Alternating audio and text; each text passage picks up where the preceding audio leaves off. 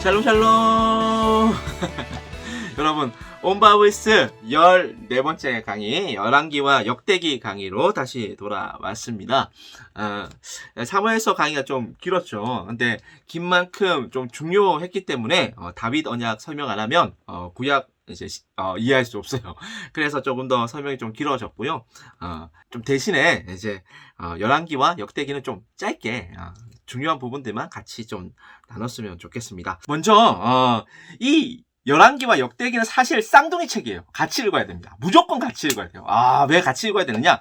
같은 역사를 다른 관점에서 보여주고 있기 때문에 그렇습니다. 우리가 쌍둥이를 생각을 해보면 비슷한 것 같잖아요. 근데 달라요. 마찬가지예요. 이 열왕기와 역대기는 비슷한 것처럼 보여요. 겉으로 보면 비슷하네? 막 그런데 딱 속으로 가가지고 막 이렇게 뜯어보면 달라요. 그래서 이 열왕기와 역대기는 여러분들 읽어 나갈 때 꼭 같이 읽어 나가야 한다라는 것을 여러분이 좀 꼭 기억하셨으면 좋겠습니다. 자, 그러면 먼저 열왕기부터 좀 살펴볼게요. 이 열왕기는 포로 전기 관점에서 쓰여졌습니다. 포로 전기에 쓰여졌어요. 자, 이 말이 뭐냐 하면 이 포로가 되고 나가지고 이스라엘 백성들이 왜 망했는지를 한번 점검해 봐야 되잖아요. 하나님이 다윗 언약에서 뭐라고 말씀하셨어요? 그의 나라와 그의 왕위를 영원하게 견고하게 보존해 줄 거다! 이렇게 말씀하셨잖아요. 근데 막상 나라가 망했어요. 하나님 약속 안 지켜지는 것 아닌가? 막 이런 생각이 들잖아요. 그래서 이스라엘 백성들이 곰곰하게 생각을 해봤어요. 하나님이 약속 안 지키실 분은 아닌데 왜 망했을까? 왜 우리 가운데 이런 고통과 환난이 닥쳤을까? 생각해보니까 뭐 때문에 그래요? 자기들이 하나님 말씀 안 들었잖아요. 자기들이 하나님 말씀 안 듣고 지멋대로 살았잖아요. 우상 숭배 마음껏 했잖아요. 그래서 망한 거잖아요. 여러분, 하나님 말씀 안 들으면 저주, 하나님 말씀 잘 들으면 순종.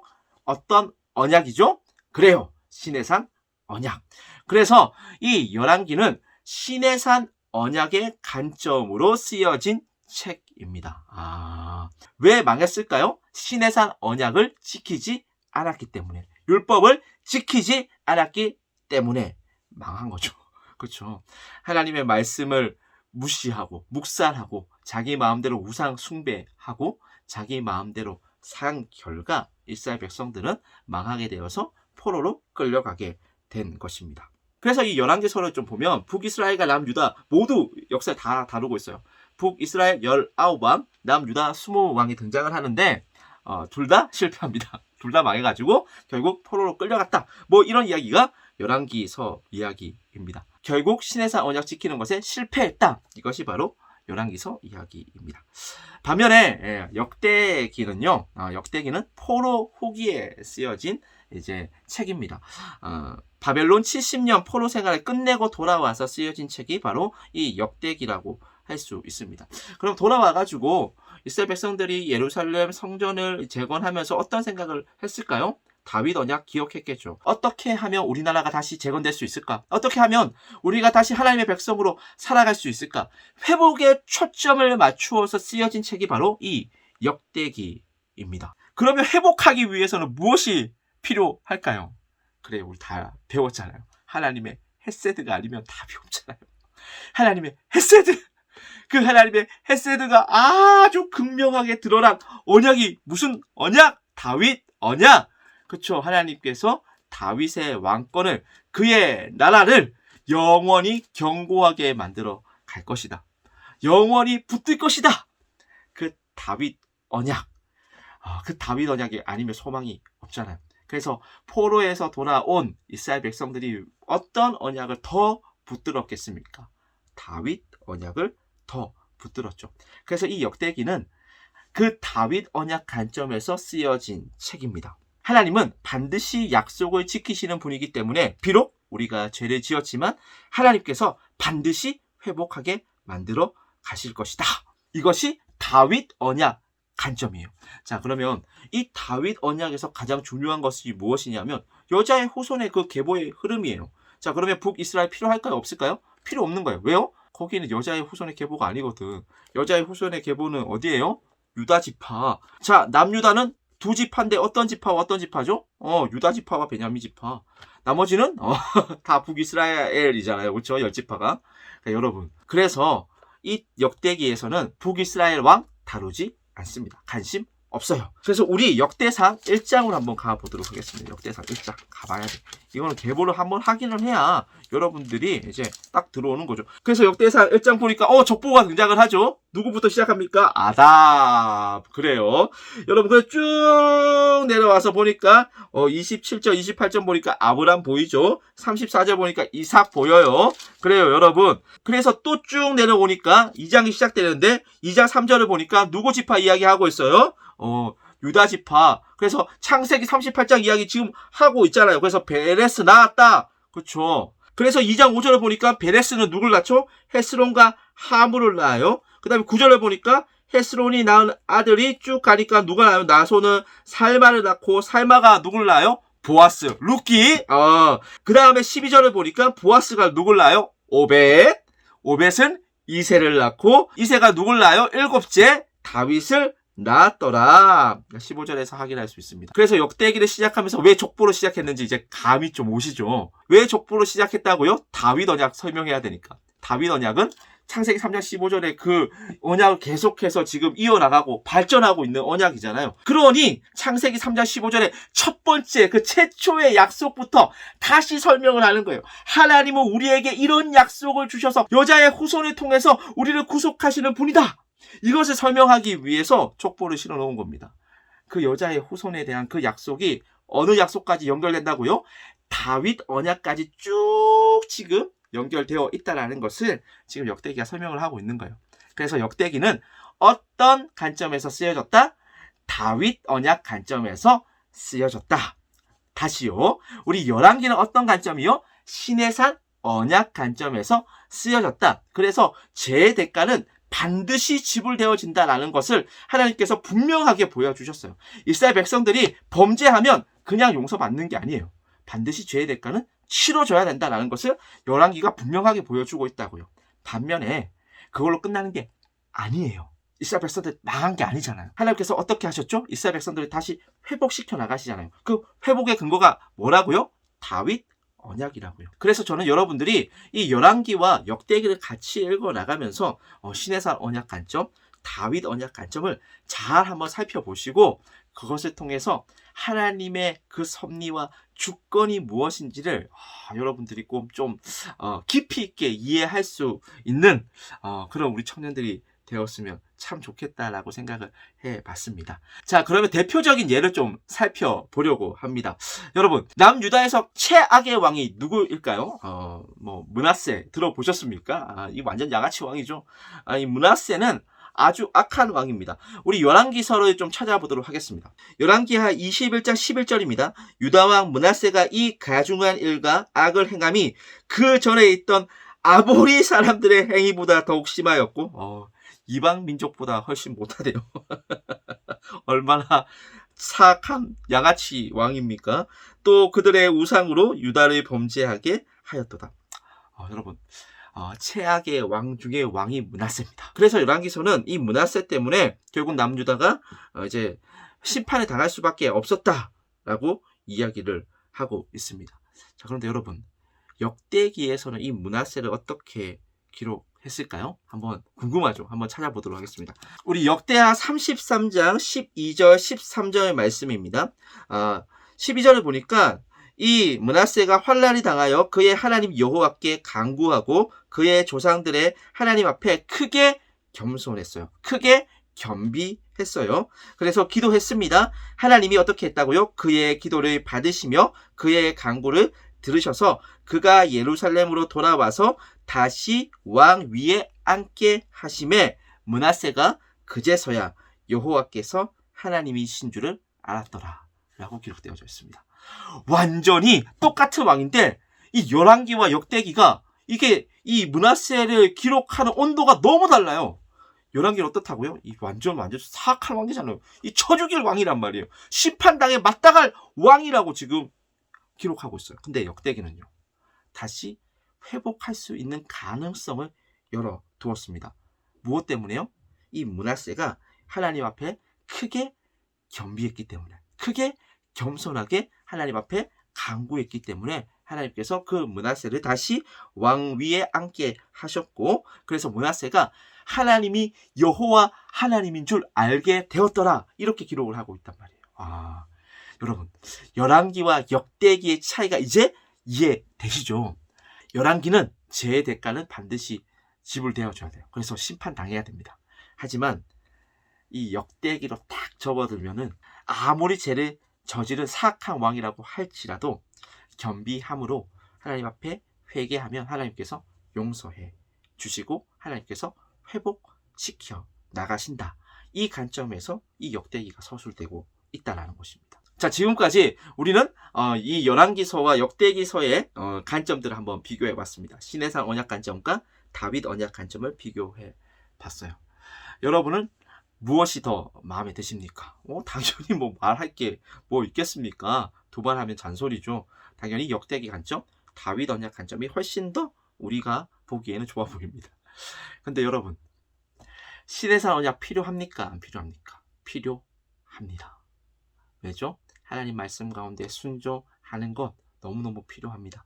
그 하나님 말씀 가운데 우리가 범죄했을 때 하나님께서 그냥 용서하시지 않으시고 우리 가운데 죄의 그 값을, 죄의 책임을 물으시는 것도 우리가 분명하게 이해하고 있어야 합니다. 우리는 예수님 믿으면 그냥 다 용서받는다고 생각하잖아요.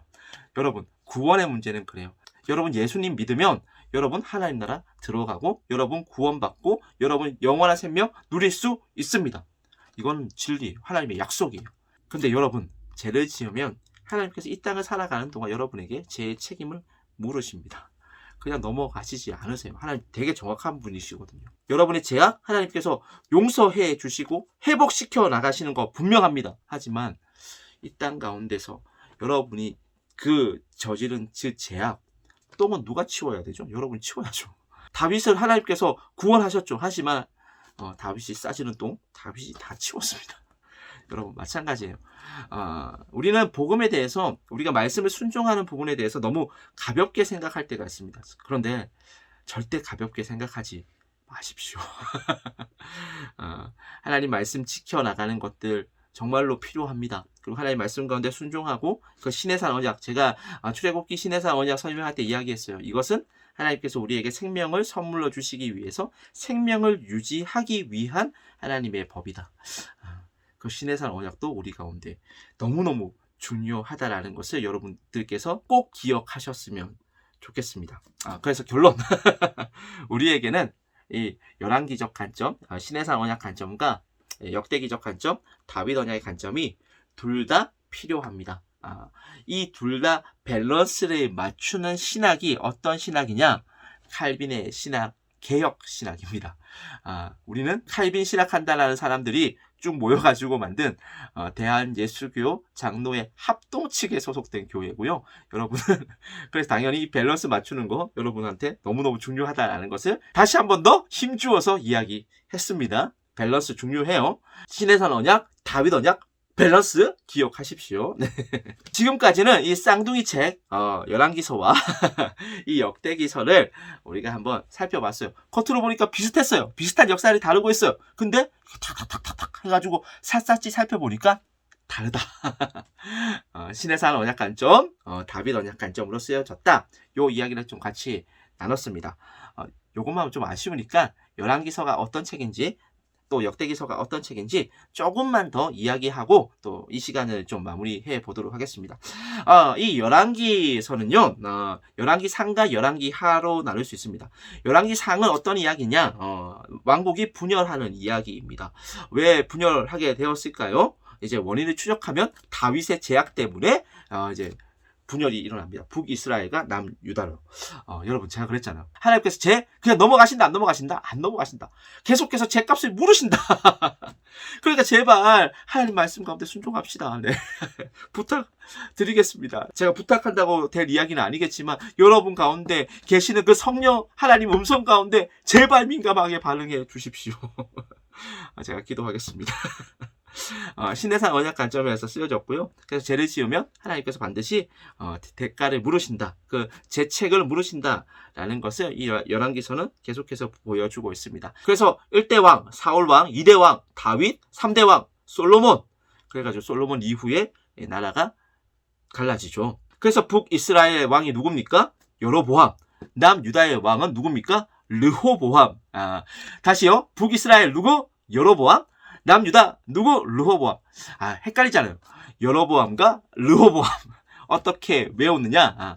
여러분 북이스라엘, 이스라엘이기 때문에 이응이 들어가잖아요. 그래서 이응자로 시작하는 왕이 북이스라엘 왕이에요.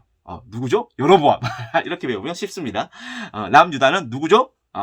이응자 안 들어간 왕, 리을자 들어가는 왕, 르호보암. 이렇게 외우면 평생 안 까먹습니다. 제가 팁 드렸어요.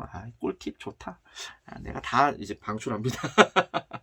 그래서 북이스라엘은 10지파고요. 남유다는 2지파. 이야기했습니다. 유다 지파와 베냐민 지파로 구성된 이야기. 이렇게 나라가 째지는 이야기가 바로 열왕기 상 이야기입니다. 열왕기 하 이야기는요. 북이스라엘과 남유다가 이제 망하는 이야기입니다. 망하는 이야기가 이 열왕기 하 이야기예요. 북이스라엘은 이제 기원전 BC 722년에 아수르에 의해서 멸망당합니다. 남유다는 BC 586년에 바벨론에 의해서 멸망당해요. 보면 간혹 선한 왕이 나옵니다. 뭐 히스기야 왕 같은 그런 왕들이 나와요. 그런데 여러분, 열왕기서에 나오는 이 히스기야 왕은 되게 좋아 보여요.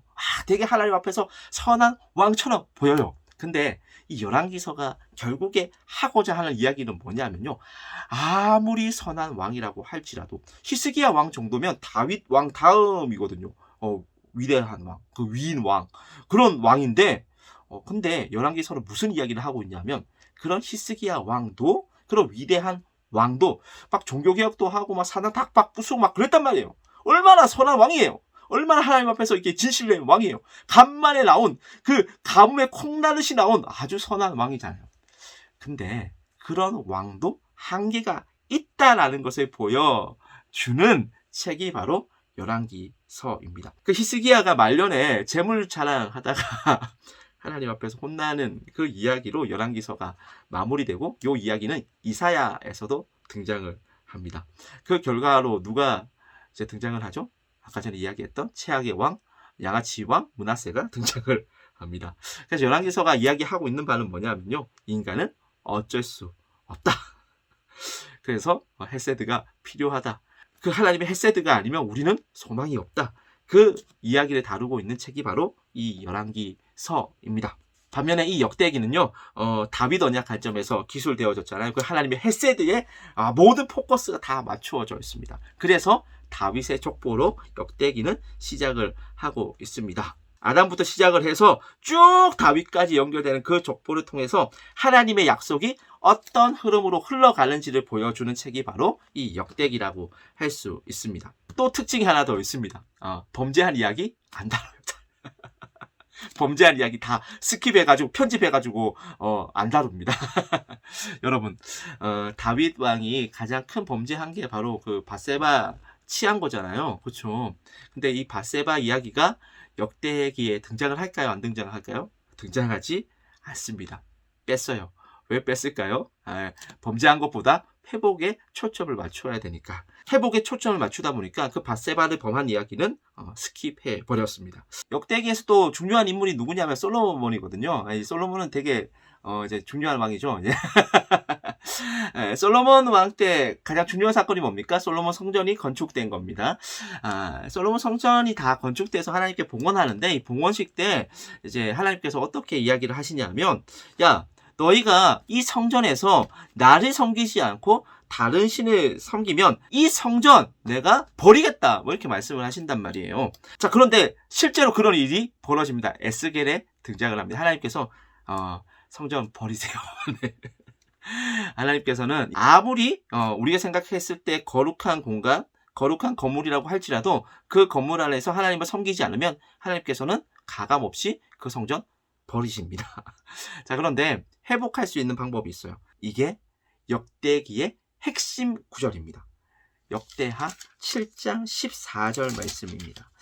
여러분 이거는 제가 생각했을 때 역대기에서 너무너무 중요한 말씀이고 우리가 찬양도 많이 하잖아요. 그렇죠? 내 이름으로 일컫는 내 백성이 그들의 악한 길에서 떠나 스스로 낮추고 기도하여 내 얼굴을 찾으면 내가 하늘에서 듣고 그들의 죄를 사하고 그들의 땅을 고치지라. 역대기는 다른 거 기억할 필요 없어요. 하나님 앞에서 겸비하는 것, 하나님 앞에서 낮추는 것. 그러면 하나님께서 우리의 기도를 들으시고 우리의 죄를 사하고 우리의 땅을 고쳐줄 것입니다. 이게 역대기예요. 그래서 열왕기에서 최악의 왕이었던 므낫세도 회복할 방법이 있습니다. 어떻게 해요? 여호와 하나님 앞에 겸비하면 돼요. 역대기는 어떻게 약속이 회복될 수 있는지를 우리에게 분명하게 보여주는 성경입니다. 어떻게 회복할 수 있습니까? 여호와 하나님 앞에서 겸비하면 회복할 수 있습니다. 이것이 다윗 언약 관점입니다. 하나님의 헤세드를 구하는 것. 그 크신 하나님의 헤세드에 붙들림 바 되는 것. 그 하나님의 헤세드가 우리의 소망이 되는 것. 하나님은 그 죄악투성이었던 그 이스라엘을 고쳐서라도 반드시 하나님의 약속을 신실하게 성취해 나가십니다. 하나님은 다윗 언약을 반드시 지키실 것입니다. 다윗 언약을 지켜나가는데 우리의 어떤 공로만큼이라도 포함되어 있습니까? 나눠 분자만큼이라도 없어요. 100% 하나님께서 하십니다. 이것이 역대기 이야기입니다. 여러분, 열왕기와 역대기 이야기를 같이 살펴봤습니다. 제가 열왕기, 역대기 둘 다 중요하다 그랬어요. 시내산 언약 관점, 다윗 언약 관점 정말로 중요합니다. 그런데 시내산 언약도 다윗 언약도 간통하는 하나의 단어가 있다면 하나님의 헤세드입니다. 여러분, 이게 정말 중요해요. 목사님, 구약 이야기하면서 하나님의 헤세드 이게 이야기 안 하면 말이 안 되나요? 네, 말이 안 돼요. 말이 안 돼요. 하나님의 헤세드만 우리의 소망입니다. 그 하나님의 신실하심이 없다면 우리 벌써 다 끝났어요.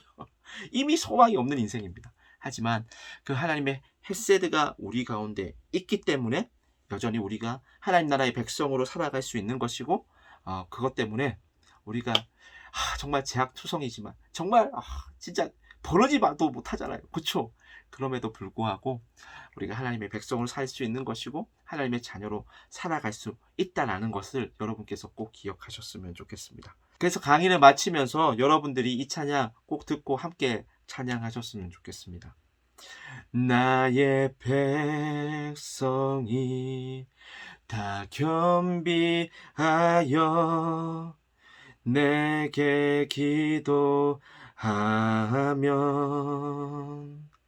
꼭 찬양하셨으면 좋겠습니다. 저는 이 역대하 7장 14절의 말씀이야말로 한국교회가 또 우리 공동체가 회복될 수 있는 유일한 방법이라고 생각합니다. 그리고 함께 한국교회를 위해서 또 공동체를 위해서 기도해 주셨으면 좋겠습니다. 그러면 열왕기와 역대기 강의 이렇게 마무리해 보도록 하겠습니다. 여러분 수고 많으셨습니다. 샬롬 샬롬. 뭘 기억해야 된다고요? 시내산 언약, 다윗 언약, 간통하는 하나님의 헤세드.